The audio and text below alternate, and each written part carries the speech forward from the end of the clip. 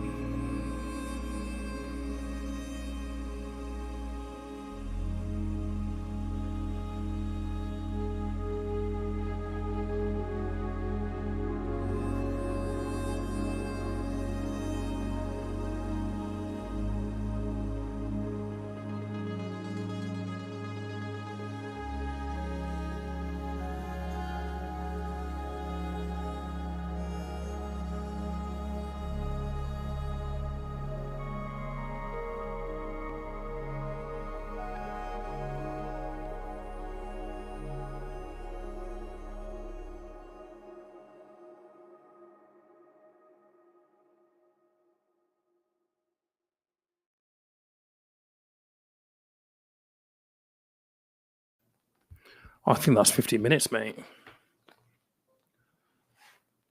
Which is that's flown by, basically. Yeah, it As it did has. last I week. didn't expect to hear your voice just then. Bloody hell. Pull me back in. Oh man. Yeah, that has flown by again. Yeah. It was good How though. did you get on? Yeah, it spent more time than I wanted to going through emails, moving them into sort of the things I need to deal with into a reminders inbox, and then started to plot it on my calendar. I managed to get through today's plan and tomorrow's. To be fair, that's probably most of the week anyway, because Wednesday and Thursday I'm out. So Yeah. Friday is a blank day at the moment that I need to fill. But yeah, it looks like I should be on top of everything by the end of the week. Good. But we'll see how this week pans out, really. Depends on Good. what curveballs get thrown. What about yourself? There's always a curveball, mate. Well, I've got through most of my stuff. I've just realized I've got 57 videos in this series to do. 57. 57. So That's a lot. logistically, I need to figure that out. But the plan at the moment is to do a 2-day shoot. And I'll probably have to hire an assistant to help us make sure that everything's organized when we get the studio and the studio space hired out with the videographer. But yes, 57 videos. I thought it was going to be like 40, but no. But not all of them are going to be huge, like 10-minute videos. Some of them are going to be bite-sized stuff because there's a load of tools that are going to be incorporated into it. So a lot of them will be very kind of like high-level explaining videos, but most of the script for the segue videos, pretty much all of those are done now. It's just I've got to crack on and look at the other logistics around it now. Yeah. And then I assume once you've got some of that moving, we'll have to have a conversation of how that actually works online for who you're delivering it to. Yeah. I also need to have a look at getting the Go high level bits and pieces built as well. Some of it's built. I've done bits of it, but at the same time, it's kind of like, okay, there are some bits I don't trust myself to build. You know what I mean? So I've got to look at that as well. And yeah, it's one of those things where you need to do the testing to make sure that it's doing everything you expect it to. So yeah, that'd be an interesting one. But yeah, I don't mind offering a helping hand at that point. So let me know when you get to it. Yeah, I've got to look at the timelines and everything. I need to make sense of the timelines as well, which I'll try and do this week because that's going to be a big thing because we want to try and get the recording days in on the 20th and 21st of December. So everything has to be organized by then so we can go in for 2 days. It might have to extend to 3 with the volume of videos. But get everything done. Then the editing needs to happen. And then it needs to come back. It needs to be checked. So we're on a bit of a tight. Sounds like you got some planning to do. Yeah, basically. Because everything needs to be reviewed. I mean, we'll quality check it when we're recording, which is what the assistant will help us do, really, to be honest, to just make sure we got really solid takes and stuff. And the scripting will help a little bit. But then we need to get all the editing back. And then once that's all done, we then need to have it all uploaded in sequence, understand what that looks like. And then we need to push the button on pushing it out socials. Obviously, the YouTube channel helped with the audience that I have, but whether we need to do some other stuff, I've got to figure that out as well over the next, I would say, 3 weeks or so. Copy and all of that stuff. Nice. Sounds exciting. So, yeah. I'm sure once you get into the thick of it, it will move smoothly. It's often the way when there's a huge task and then you're breaking it down into micro tasks and then trying to figure out how all of those things are going to work. I think once you get into doing the one and you knock that one down, the next one follows, and it should be quite smooth sailing, especially if you manage to get all 57 done in the 2-day shoot. It's more a case of making sure that you've got that correct and it can be done in 2 days. Because I guess the last thing you want to do is have to then reschedule all of that work for a third day or a fourth day. I wouldn't mind. Well, if it has to go to 3 days, I wouldn't want it to go to 4 days, really, to be honest. But I mean, it's all about what can we realistically get done within that 2-3 day, initial 2-day period. is it enough to get it all done? It should be, if we're flat out and we're organized with what the sections are and what video we're doing where. It should be okay. But yeah, I mean, this is where a good assistant will be good. And I'm trying to find one right now. It's a little bit difficult in Dubai, to be honest. I'm not gonna lie. Yeah. And then I need to find the studios. Look, yeah, because I want, ideally, it has to be someone who's also in the creative space, so that they know what a good take looks like, all that kind of stuff. Not necessarily someone who can give feedback, but just obviously know that, okay, that was a good take, or just making sure that, when we're moving from one module to another, because the 4 sections, the 4 modules have their different topics, so slightly different feel. We also need to find a studio that we can actually dress, and that is becoming a bit of a nightmare, to be honest. There's a lot of studios, but it's just blank space. So there's no setup per se, and ideally I want 2 different setups because of the way we're going to move through the modules. So we need to figure that out at some point, which is going to be interesting. So, but that's all the logistics. Fun. Yeah. Well, it's been this hour has been useful. I think I'm gonna try and focus for another hour before my real work starts for today. And then fingers crossed by the end of the week I've achieved everything I've set out to achieve, and we can have a chat Friday and have a chat Friday. I hope that it's a success. Yeah. Indeed. Well, if anyone is watching this on replay, like I said, we do this on a Monday, every Monday. And the idea is Mike and I are business owners. So just talking through what we need to achieve that are, either in the week or projects that we need to move through.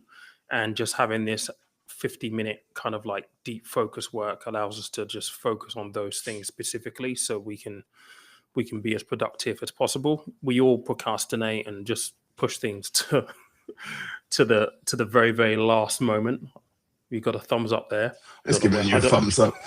I was going to say, actually, Pete, do you want to, given that the plan moving forward over time will be that we offer the floor to someone to then talk about their business and what they do, and hopefully, either encourage others to do better work, or more so for themselves to promote what they're doing to other business owners who may well be looking for their services. Do you want to kick off this week with what you do, maybe, so we can kind of show what it might be? Yeah, sure. I was going to put it to you, mate, because you probably have a service that's a little bit more relevant and mainstream.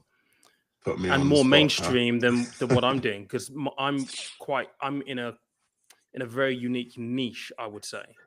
Whereas you're kind of like, you'll be more applicable to people that will be watching who have businesses who probably want to, on web and AI and all that. So. Yeah, sure. Okay. Well, look, the reason why I wasn't going to lead with it myself, and it might be something that I discuss at a later date, is that I'm actually going through a bit of a transitional period with my business. Because just for a bit of background, real quick, is that I have a small digital agency that predominantly does web products, but spans out into the traditional sort of creative agency space. So video, animation, photography, all of the sort of digital elements that a marketing person may need. But we also have another business called Sidekit that started off as an AI transformation business, where we help small businesses and freelancers, etc., learn how to use AI to better their business operations. So it can be anything customized, but it might be automation workflows, toolkits that help them implement AI to make them more efficient, but also look at their actual business systems and see where AI can help with those business systems, rather than go, here's AI, throw it at everything you possibly could think of. It's more a case of, how do we make the human better at what they do, or free them up to do the thing that they set out to do. So for myself, it would be, can we automate the account system? Can we automate the CRM part? Can we maybe do some outreach type stuff, so that I can focus on closing deals, but also doing the hands-on work that I do? So that's where Sidekick comes in. But because my business partner there also ran an agency that was doing a similar service to what my agency does, and we're both finding out through each other and also our peers that the market isn't as, let's say, easy to bring work in. It's quite slow at It's the not as moment, buoyant. let's Yeah. just say. Yeah. It's not as buoyant, and it's something that we want to look at and maybe adapt to. So we're actually looking at expanding Sidekit's offering to showcase creative AI working. So, for example, any of the web work that we do, a lot of our clients that are speaking to us at the moment are a little bit worried about, in the UK, obviously, we've got the budget coming up in a couple of weeks. That's actually having an impact on some of the smaller and medium sized businesses that we work with, where they're putting work off till at least till the budget's done, but then it's moving into after Christmas and beyond. And until money's in the bank, I never expect any job to go ahead. So before any of that really impacts on us negatively, we're making a decision now to adapt to the current climate. We're seeing more and more clients look to use AI to test it, to see how efficient it may be for them. So they're doing things that they may not have done before.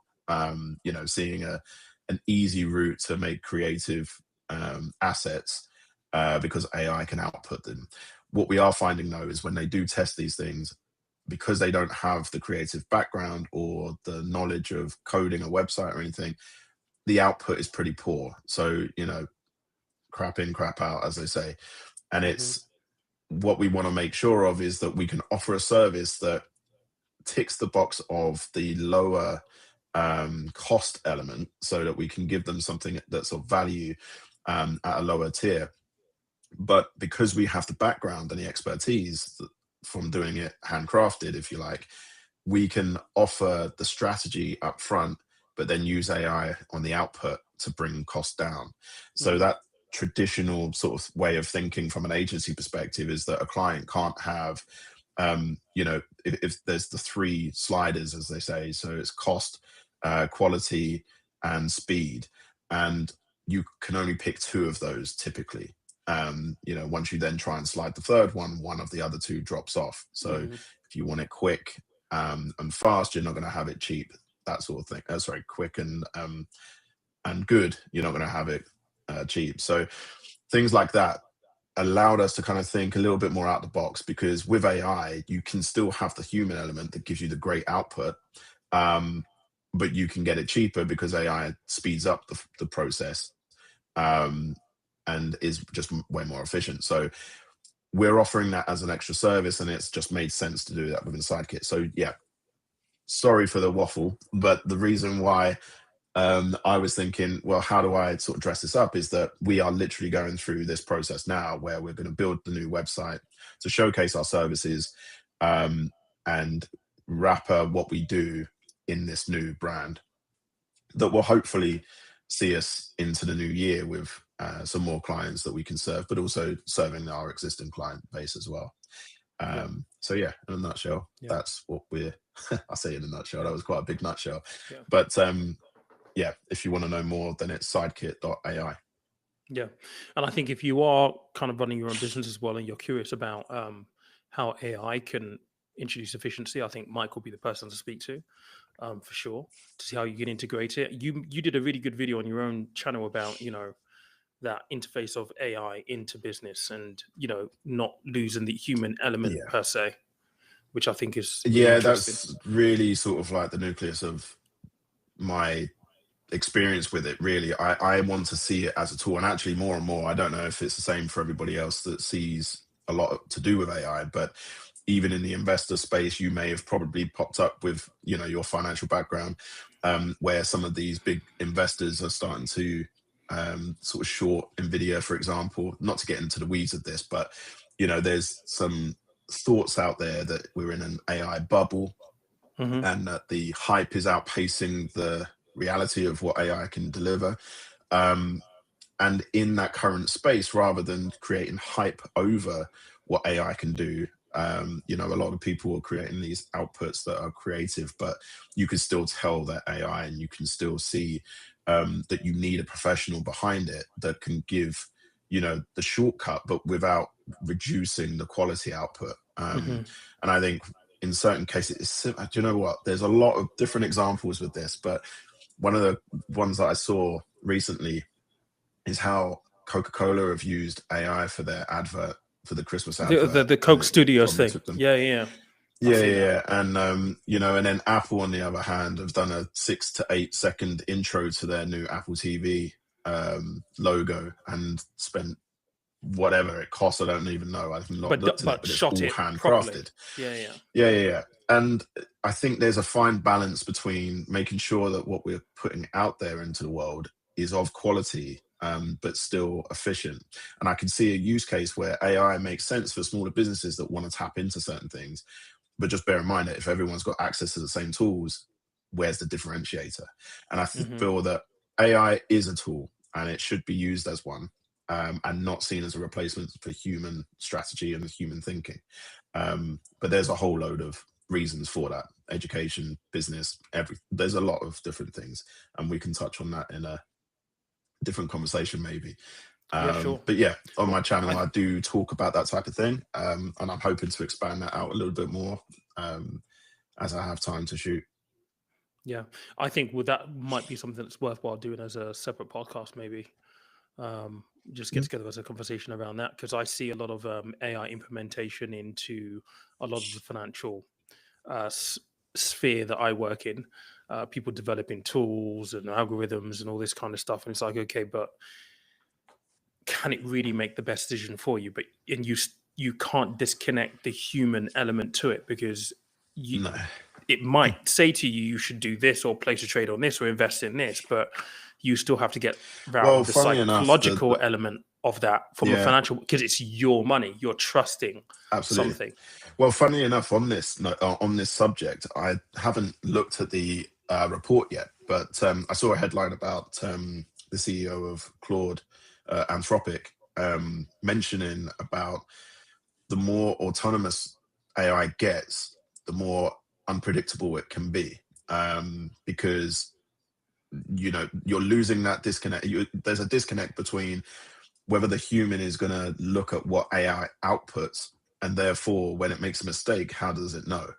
And it's not until maybe it makes a catastrophic mistake that your business then is suffering for it, that you then take note. And that's why I don't fully trust AI in the sense of its output, because even when I'm using it day in, day out and asked to do certain things, it still gets certain things wrong. It's 80 to 90% there. And yes, you can prompt more efficiently and make it do certain things more efficiently. But even with that, at some point, the context is less. But what I've noticed, and I've noticed this in my work, is that sometimes it doesn't know that it's made the mistake until you point it out.